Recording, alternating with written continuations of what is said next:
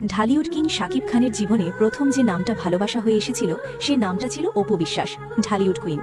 আলো ঝলমলে পর্দার বাইরে তাদের গল্পটা ছিল একদম সাধারণ দুটা মানুষের মতো। ভালোবাসা, হাসি, মান অভিমান আর না বলা কষ্টে ভরা। শুটিংয়ের ফাঁকে চুপচাপ চা খাওয়া, চোখে চোখ রেখে না বলা কথা বোঝা, এই ছোট ছোট মুহূর্তে গড়ে উঠেছিল তাদের সংসারের স্বপ্ন। সুখ ছিল, আবার দুঃখও কম ছিল না। ভুল বোঝাবুঝি এসেছে, দূরত্ব এসেছে, অহংকার আর ব্যস্ততা মাঝে মাঝে ভালোবাসাকে ঠেকে দিয়েছে। সময় একসময় তাদের আলাদা পথ দেখালো, কিন্তু কিছু সম্পর্ক কাগজে শেষ হতে হতেও রয়ে যায়। সাকিব অপুর ঘনিষ্ঠ সূত্রে জানা যায় তাদের বিয়েটা বৈধ এবং এখনও রানিং আছে, শেষ হয়েও হয়নি। সবচেয়ে সুন্দর অধ্যায়টা আসে তাদের ছেলেকে ঘিরে। সন্তানের হাত ধরে আবার তারা শিখেছে হাসতে।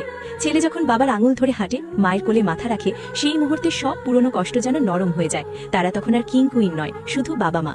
একই টেবিলে বসে সন্তানের জন্য খাবার বেছে নেওয়া, স্কুলের গল্প শোনা, হাসির মাঝে পুরনো স্মৃতির ঝিলিক। এই সময়গুলোই প্রমাণ করে ভালোবাসার রূপ বদলাতে পারে, কিন্তু শেষ হয় না।